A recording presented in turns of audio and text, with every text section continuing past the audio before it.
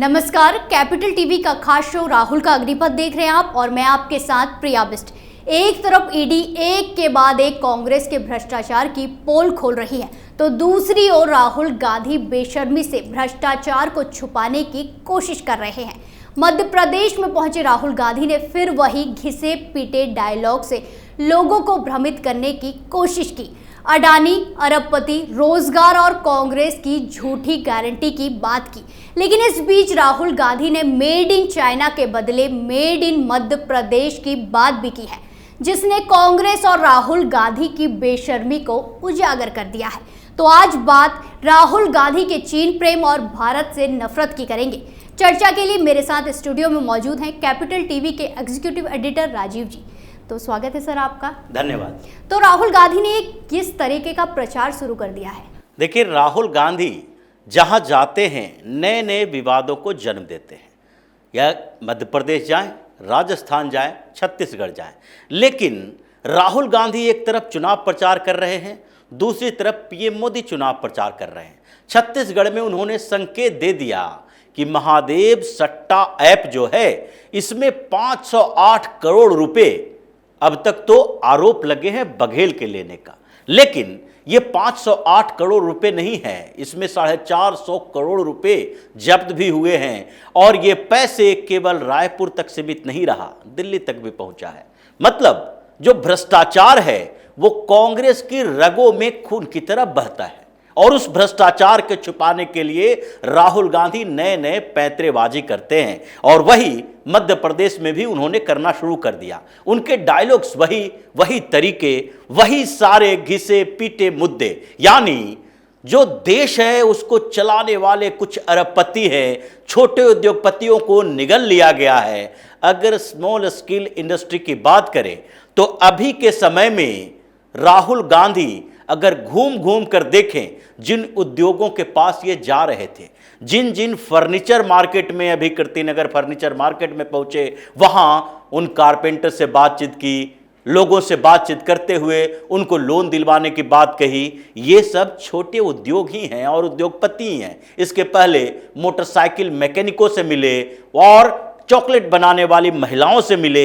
ये सारे छोटे छोटे उद्योग हैं और उन उद्योगों का विकास हो रहा है, ये राहुल गांधी को समझ में आना चाहिए। और इसलिए राहुल गांधी बार बार जो बात करते हैं कि कुछ अरबपतियों के साथ पीएम मोदी की डील है, उन्हीं के लिए काम करते हैं। लेकिन कांग्रेस क्या ये बताएगी, या राहुल गांधी कभी इतिहास में झांक कर देखेंगे कि जिस अडानी की बात ये करते हैं, ये अडानी अचानक से उभर कर सामने नहीं आए। और जितने कांग्रेस शासित स्टेट है, या फिर जब केंद्र में कांग्रेस की सरकार थी, उस समय भी अडानी को ऐसे ही टेंडर मिलते थे।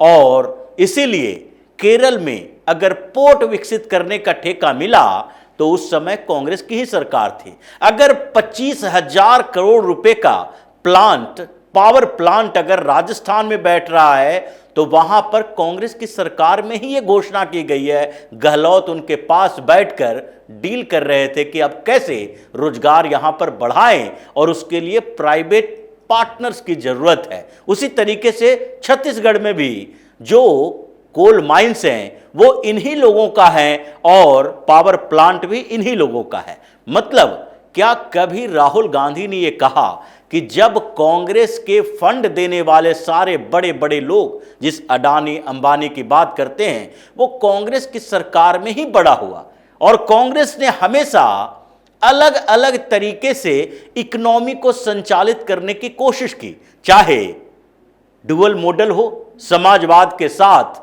ये कैपिटलिस्ट को जोड़ने का, या फिर राष्ट्रीयकरण, जब इंदिरा गांधी के समय हुआ कि नेशनलाइजेशन करो, राष्ट्रीयकरण करो बैंकों का, एयरलाइंस का, बड़े बड़े उद्योगपतियों को दबाने की कोशिश करो। लेकिन फिर बाद में उसी मॉडल को पलट दिया गया।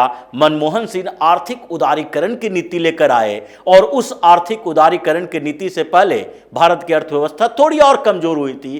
कांग्रेस की सरकार, फिर संयुक्त मोर्चा की सरकार, ये सरकारों के दौर में जो हुआ वो हर तरीके का इकोनॉमिक मॉडल चलता रहा है। लेकिन राहुल गांधी ये बातें नहीं बताएंगे। राहुल गांधी बताएंगे कि आज तो गुजरात के दो व्यापारी हैं, अंबानी और अडानी, और गुजरात के ही प्रधानमंत्री हैं, गृह मंत्री हैं, तो इन लोगों की सेटिंग है। अब ये जो झूठ फरेब करते रहे हैं, ये मध्य प्रदेश की जनता भी जानती है, और इसीलिए जब ये बातें करते हैं तो इनके आसपास बैठे हुए कांग्रेस के नेता ही मुस्कुराते हैं कि राहुल गांधी फिर वही डायलॉग बोल रहे हैं जो 2014 के बाद से हमेशा फ्लॉप रहा है। लेकिन एक और बड़ी बात इस बीच हुई, और वो है चीन के साथ राहुल गांधी का प्रेम फिर से उभर कर सामने आने लगा। जो पूरी की पूरी Congress made in India, make in India, इसका मजाक उड़ाते रही है, जो स्वदेशी मॉडल पीएम मोदी ने डेवलप किया है, जो बार बार कहते हैं कि भारत को मैन्युफैक्चरिंग हब बना रहे हैं और मैन्युफैक्चरिंग हब बनाने की ओर अग्रसर भी है। कई कंपनियों ने यहां इन्वेस्ट किया है, एप्पल का मैन्युफैक्चरिंग यूनिट बन रहा है, यहां पर सैमसंग का इतना बड़ा मैन्युफैक्चरिंग यूनिट बना, रोजगार उससे मिलता है और मिल भी रहा है। लेकिन इन्होंने क्या कहा कि हम मेड इन चाइना की जगह made in Madhya Pradesh tag वाले वस्तुएं, सामग्री देखना चाहते हैं चाइना के लोगों के हाथों में। अब चाइना के खिलाफ अगर राहुल गांधी के दिमाग में कुछ भी है तो उन्हें पहले यह बताना चाहिए कि चीन से पहले इतना प्रेम इनको क्यों रहा, कांग्रेस से और चीन के साथ ये घनिष्ठता पहले क्यों दिखाई पड़ी। आज जब सरकार केंद्र में पीएम मोदी की है तो ये चीन के खिलाफ जो बोलते हैं वो इसी आधार पर बोलते हैं कि भारत की छवि को धूमिल करने की कोशिश की जाए, बताया जाए कि चीन के सामने भारत अभी भी कमजोर है।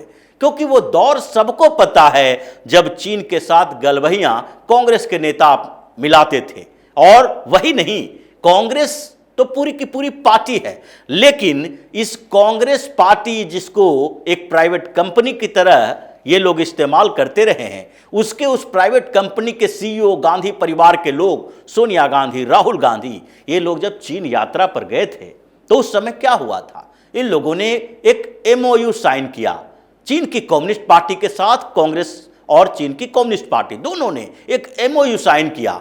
आज तक ये कहा जाता है कि ये मेमोरेंडम ऑफ अंडरटेकिंग जो है ये किस आधार पर किया गया है, ये एमओयू में मकसद क्या है, कांग्रेस क्या चाहती थी चीन की कम्युनिस्ट पार्टी के साथ, जो हमारा की दुश्मन देश है, जिसके साथ हमारी प्रतिस्पर्धा चलती है। यही नहीं, राजीव गांधी फाउंडेशन में जब पैसे चीन की तरफ से आ रहे थे तो ये कौन सा स्टडी मटेरियल दे रहे थे चीन को कि भारत और चीन के बीच संबंध बेहतर होने चाहिए, और किस तरह के बेहतरी की बात कर रहे थे, जब आज से नहीं बल्कि 1962 के बाद से ही चीन ने जब हमला किया था, कांग्रेस की सरकार थी, नेहरू जी थे पीएम, उस समय से ही जब हमारी जमीन पर वो कब्जा किए हुए था, उसके बाद से चीन के गोद में बैठने की क्या जरूरत पड़ी इनको। और यही नहीं, जबकि डोकलाम में इतना बड़ा विवाद चल रहा था तो छुप छुपा के राहुल गांधी चीन की एम्बेसी में क्या करने गए थे, और जब सवाल उठा कि राहुल गांधी तो चीन के एम्बेसडर से मिलने के लिए गए थे और इन्होंने बताया नहीं कि उनसे बात क्या करने गए थे, 2 दिन तक कांग्रेस छटपटाती रही, विरोध करती रही, और जब चीन ने ही इसकी पोल खोल दी कि राहुल गांधी जो बड़े नेता हैं कांग्रेस पार्टी के, वो चीन के एम्बेसडर से मुलाकात की, उन्होंने बातचीत की, एक फोटो आया, और उसके बाद क्या हुआ, ये लोग बोलने लगे कि हम तो समस्या के समाधान के लिए चीन से अपडेट लेने गए थे। ये चीन के जासूस हैं, ये चीन के साथ हमेशा डील करते रहा है, भारत को बेचने की कोशिश करते रहा है, और आज वहां पर कह रहा है कि हम चीन के खिलाफ हैं, चीन के मैन्युफैक्चरिंग हब को हम तोड़ना चाहते हैं, चीनी लोगों के हाथों में भारतीय सामान देखना चाहते हैं। अगर देखना चाहते हो तो सपोर्ट करो, सरकार की उन नीतियों का सपोर्ट करो जो चीन के मैन्युफैक्चरिंग हब को किसी भी तरीके से तोड़ने के लिए बनाई गई है। अगर आप कोशिश करना चाहते हो तो उस दायरे में कोशिश करो, और कभी ये अपनी मुंह से बोलो कि चीन के खिलाफ पूरा का पूरा विपक्ष एक साथ खड़ा है, सत्ता तो है ही, लेकिन सरकार के खिलाफ बात करने के लिए चीन का इस्तेमाल करते हो। डोकलाम की बात छोड़ दीजिए, अभी लद्दाख में एलओसी में भी जब भारत और चीन के बीच गालवान में संघर्ष हुआ तो तुम्हें चीन के खिलाफ बोलने के बदले अपने जवानों को हतोत्साहित करने की याद आ गई और उसे हतोत्साहित करने की कोशिश किया। अभी तक राहुल गांधी ने जो चीन के साथ डीलिंग की है, दलाली कर रहे हैं, उसकी एक एक पोल खुल रही है। और अब ये घूम घूम कर जितना भी भ्रमित करने की कोशिश कर लें, लेकिन लोग अब भ्रमित होने वाले नहीं हैं। लोगों ने कांग्रेस की सच्चाई जान ली है और अब कांग्रेस का विनाश भी राहुल गांधी के रहते हुए ही होगा। धन्यवाद सर बातचीत के लिए। धन्यवाद। तो क्या राहुल गांधी चीन को धोखा दे रहे हैं या फिर चीन का नाम लेकर भारत के लोगों के साथ धोखा कर रहे हैं?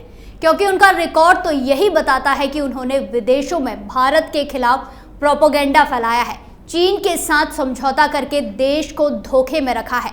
तो क्या अब जनता उनके इन खोखले वादों पर भरोसा करेगी? आप अपनी राय कमेंट पर जरूर लिखें। देखते रहिए कैपिटल टीवी। नमस्कार।